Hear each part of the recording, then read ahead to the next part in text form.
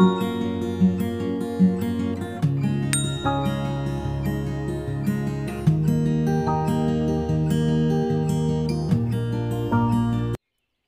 सुप्रिय दर्शक आमी नीलकमल और बिউটি অফ নেচার यूट्यूब चैनेले आपनादेर सबाइके स्वागत। आज के জামাই ষষ্ঠীর दिन दुएक आगे आमी এই আদাটা বস্তায় রোপণ করব। এর আগের ভিডিও বলেছিলাম আপনারা মাটিটা রেডি করে ফেলুন, আর সেই মাটি আমার রেডি হয়েছিল। তখন থেকে আপনাদেরকে বলেছিলাম এখানে আছে, এই কিছু গ্রো ব্যাগে ভর্তি করেছি, আরও কিছু আছে। আর এই মাটিটা আমি আমার সমস্ত গাছেই ইউজ করি। তো তাতে যে গাছ যেমন অ্যাডেনিয়ামে হয়তো এটাতে একটু বালি যোগ করে দিই, এইটাই করি, কিন্তু মাটিটা এটাই থাকে আমার। তো আজকে আমি আমার বেশ কিছু বস্তাতে আদাটা রোপণ করি। তো তার যে পদ্ধতি সেটাই আপনাদেরকে বলি।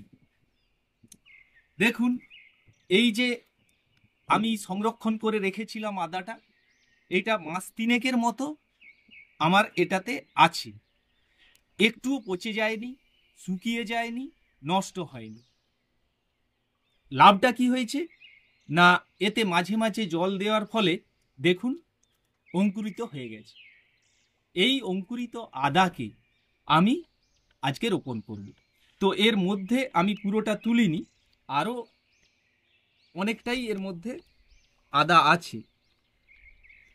আপনাদেরকে তুলে দেখাই, দেখলে আপনারা বিশ্বাস করবেন। দেখুন এখানে এই শিকড়ও চলে আসছে এই যে জায়গাগুলোতে, দেখুন, এই দেখুন। এভাবে আদাটাকে যদি আপনারা রাখেন বাড়িতে, পুরো একটা সাইক্লিক অর্ডারে আপনারা আদাটা চাষ করতে পারেন। প্রথমে আপনারা এই এখন রোপণ করলেন, তারপর এটাকে বস্তা থেকে তুলে সংরক্ষণ করলেন, পুনরায় আবার লাগালেন। এই পদ্ধতিতেই আমি কিন্তু পরপর এটা নিয়ে আমার থার্ড টাইম ওই একই আদাতে আমি চাষটা করি। দেখুন প্রত্যেকটা আদা কত সুন্দর অঙ্কুরিত হয়ে গেছে।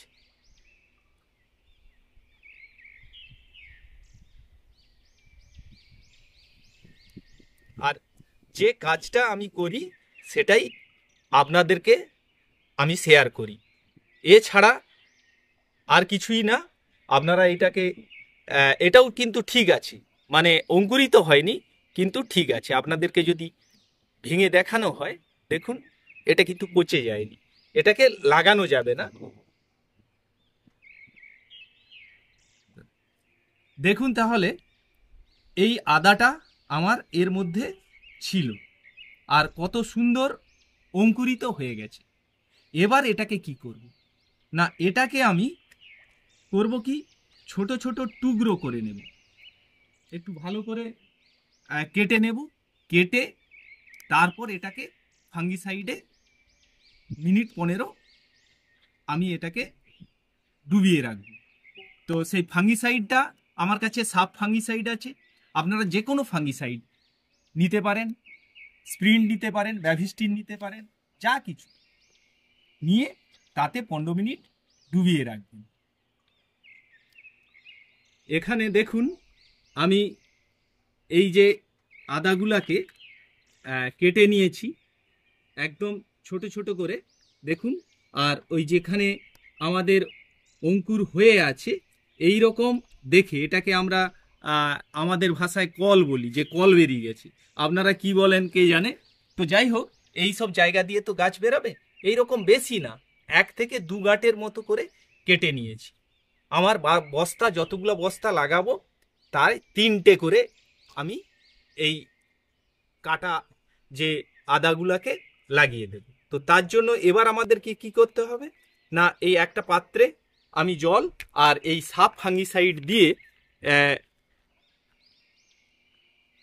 1 চামচের মতো সাব ফাঙ্গিসাইড আমি এতে দিয়ে দেব।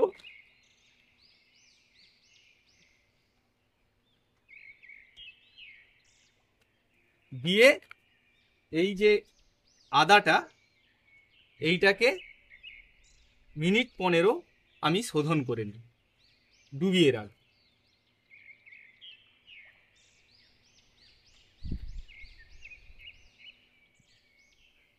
আদাটাকে ওই 15 মিনিটের জন্য ফাঙ্গিসাইড যুক্ত জলে ডুবিয়ে রাখা আছে। আর সেই ফাঁকে আমি এই যে বস্তাগুলো আছে, মানে এখানে আমার গ্রো ব্যাগ, আপনারা বস্তাতেই চাষ করতে পারেন যাদের গ্রো ব্যাগ থাকবে না, তাতে মাটি আমি মোটামুটি ভর্তি করে নিয়েছি। আর 15 মিনিট প্রায় হয়ে গেছে।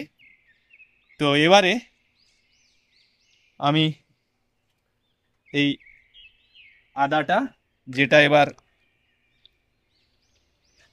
এতে আমার আছে, সেইটা আপনাদেরকে রোপণ করে দেখাই।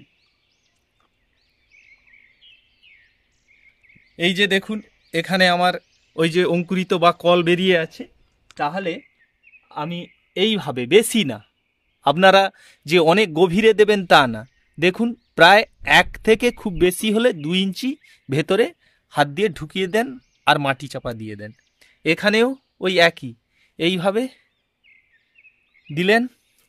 আর এইটাও এই 3 জায়গায় এইভাবে চাপা দিয়ে রেখে দিলেন। তাহলে কি করছি, আরেকটা জায়গায় আপনাদেরকে করে দেখাই যে এরকম একটা জায়গায়, এরকম একটা জায়গায়, আর এই জায়গায়। এইটার ক্ষেত্রেও এই 3টা করে, এই এক জায়গায়, এই এক জায়গায়, আর এই জায়গায়। এখানেও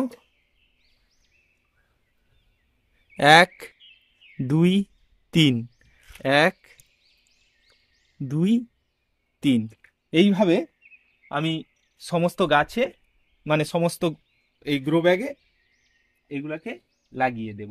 এইভাবে ধরবেন। আর আপনার মাটি তো কোনো মানে শক্ত নয়, এক্ষুনি আপনারা বস্তায় পুড়েছেন মাটিটা, তার ফলে ঝুরঝুরে মাটি, কোনো কষ্ট নেই। এইভাবে লাগিয়ে দিন, দিয়ে এটাকে চাপা দিয়ে দিন। এইভাবে আমি অন্যান্য বস্তাতেও এগুলো লাগিয়ে দেব। দেওয়ার পর ঝাড়িতে করে জল দিয়ে দেব। এইবার এই ঝাড়িতে করে, খুব বেশি জল না, হালকা করে উপরের মাটিটা ভেজার মতো করে জল দেবেন।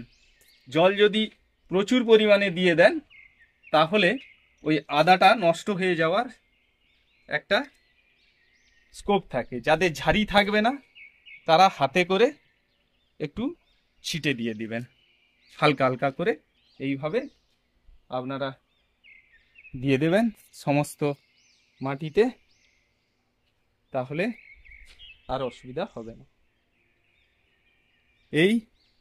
এই হচ্ছে আমার টোটাল যে বস্তায় আমি লাগিয়েছি। এখানে আছে 3 3 6 4 10 2 12, অর্থাৎ 1 ডজন বস্তাতে আমি আদাটা রোপণ করলাম।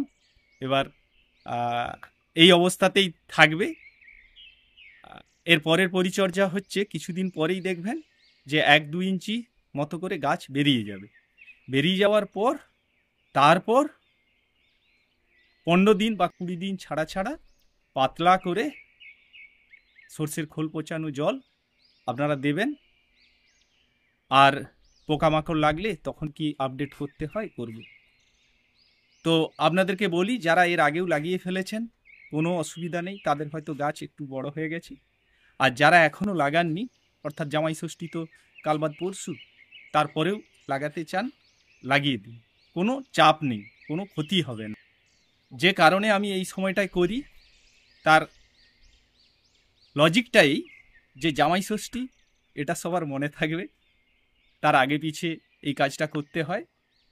আর 2 নম্বর কারণ, যেটা খুবই ভাইটাল, তার জন্যই এইটা করা হয়, সেটা হচ্ছে কি না, আমাদের চাপটা অনেকটা কমে গেল। চাপ বলতে প্রত্যেক দিন এই কম কম করে জল, আমি 12টাতে লাগিয়েছি, কেউ আরও বেশি বস্তায় লাগান, তাদের ক্ষেত্রে কি হয়, এই জল দেওয়াটা এই প্রচণ্ড গরমের সময় একটা ঝামেলার কাজ হয়ে যায়।